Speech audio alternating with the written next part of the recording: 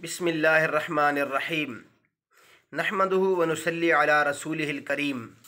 मेरे मोहतरम सामीन व नाज़रीन, आज जो मैं आपकी खिदमत में मसला पेश करूँगा वो ये है कि क्या बच्चे के कान में जब बच्चे या बच्ची की पैदाइश के बाद उनके कानों में अज़ान और इकामत कही जाती है तो क्या ये अज़ान और इकामत औरत भी कह सकती है?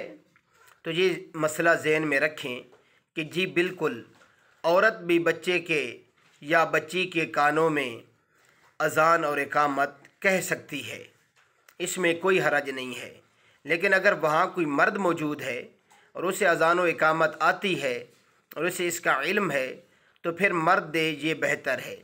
लेकिन अगर मर्द तो मौजूद है और उसे इसका इल्म नहीं है, अज़ान और इकामत उसे नहीं आती, तो फिर इस सूरत में औरत बिल्कुल जो है दे सकती है, चाहे मर्द मौजूद हो या ना हो।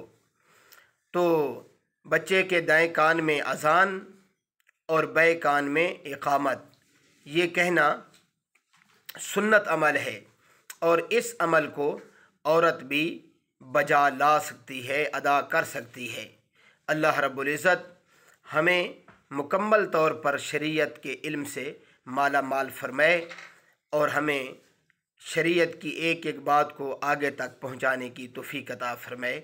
व आखिर दावाना अनिल हम्दुलिल्लाहि रब्बिल आलमीन।